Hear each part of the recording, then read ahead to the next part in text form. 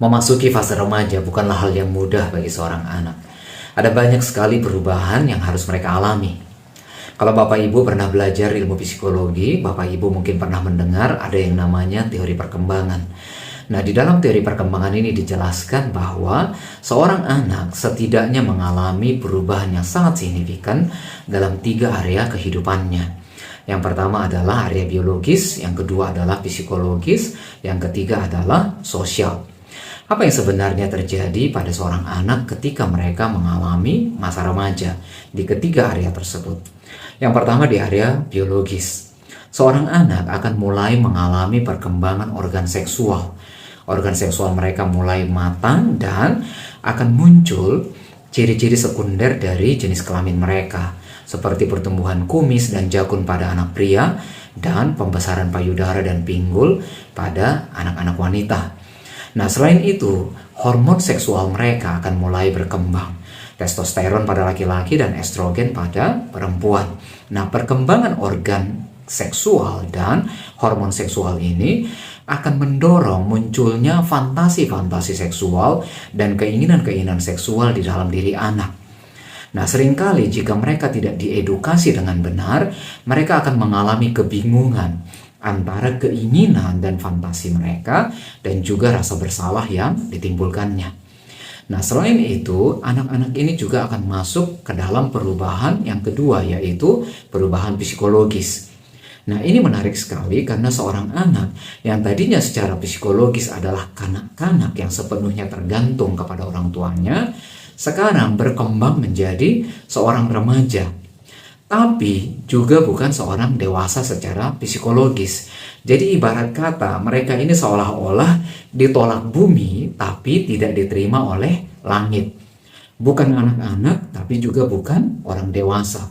Dan ini adalah fase yang penuh gejolak dan gelombang kehidupan. Karena apa?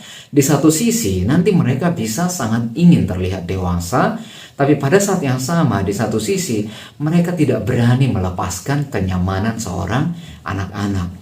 Ketika mereka ingin mengambil keputusan, mereka juga takut apakah keputusan itu sepenuhnya benar atau harus diserahkan kepada orang tuanya lagi. Tapi pada saat yang sama, ketika orang tuanya terlalu mengatur, terlalu menentukan segala keputusan untuk mereka, mereka pun merasa tidak nyaman. Karena apa? Karena merasa diri mereka sudah cukup dewasa untuk bisa mengambil keputusan sendiri.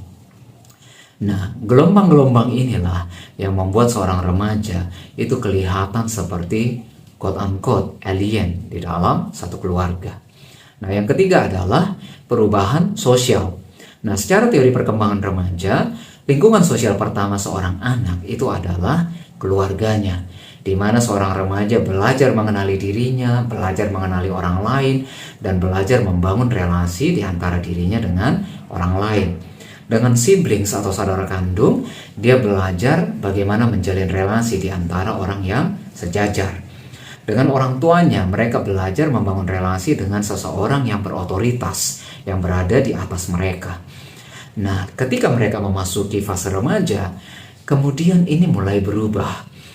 Anak-anak ini mulai punya keinginan untuk melepaskan diri dari bayang-bayang orang tua mereka dan mulai mencari eksistensi diri di antara teman-teman sebayanya.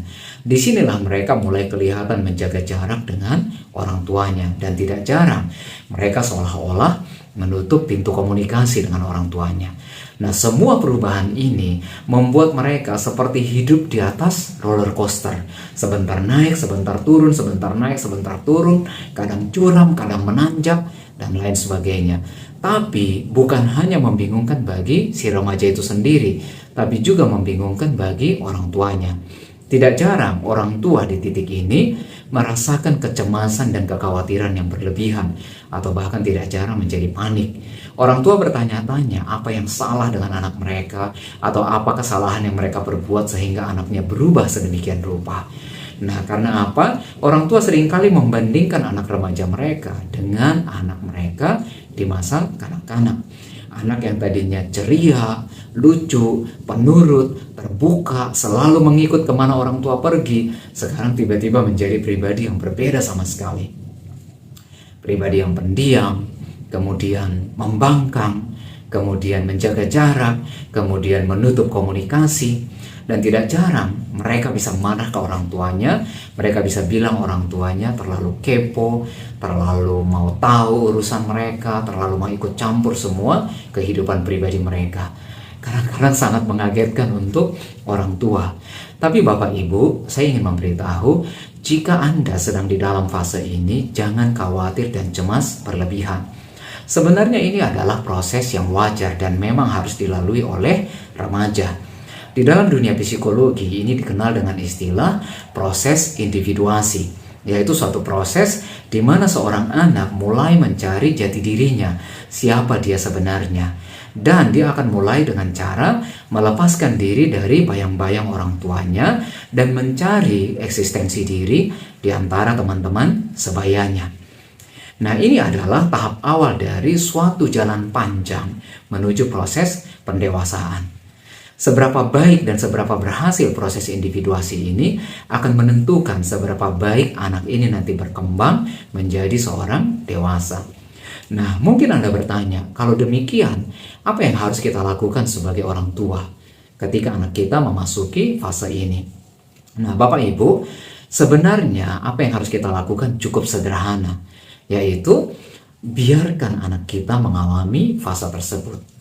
Ya, jadi kita rinci, yang pertama, biarkan anak kita menjalani fase tersebut. Bapak Ibu santai saja, ikuti saja permainannya, bagaimana anak kita berkembang, bagaimana dia menjalani proses tersebut, Bapak Ibu ikut saja.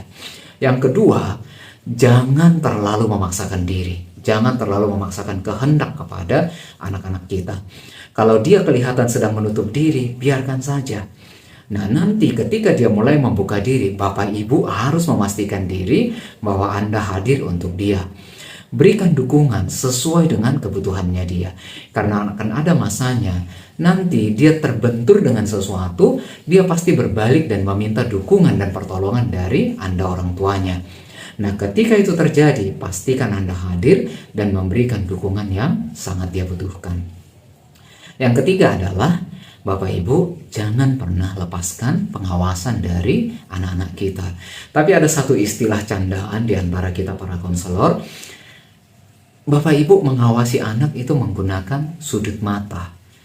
Jangan dilihat langsung. Artinya apa? Gimana caranya melihat dengan sudut mata? Lihatnya begini. Artinya apa? Jangan menoleh dan staring. Jangan mengamati secara langsung. Karena apa? Anak remaja sangat tidak suka ketika mereka merasa sepenuhnya sedang diawasi oleh orang tuanya. Jadi kita harus dalam tanda petik berpura-pura tidak mengawasi mereka. Kita hanya menggunakan sudut mata istilahnya, bukan melotot. Nah, tapi sebenarnya kita tidak pernah melepaskan pengawasan dari mereka. Jika mereka mulai melenceng dan berbahaya, maka kita akan mulai mengembalikan mereka ke jalurnya.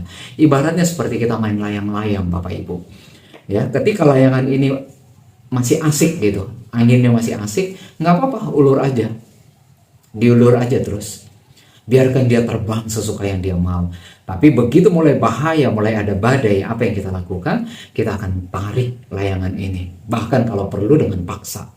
Kemudian kita selamatkan. Tapi begitu aman lagi, kita lepas lagi. Begitu seterusnya Bapak Ibu. Nah, itu proses yang harus kita lakukan ketika kita menghadapi seorang remaja yang sedang masuk ke dalam proses individuasi. Nah, pada akhirnya Bapak Ibu, ini adalah proses yang juga pernah Bapak Ibu, kita semua orang tua alami ketika kita remaja dulu. Mungkin yang berbeda adalah intensitasnya.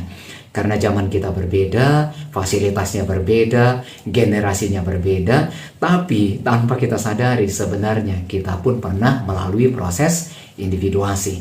Dan tugas orang tua adalah mendukung anak, mendorong mereka, menolong mereka semaksimal mungkin untuk boleh menjalani proses individuasi ini dengan berhasil. Pada akhirnya, selamat mendukung anak Anda menjalani proses individuasi yang sehat.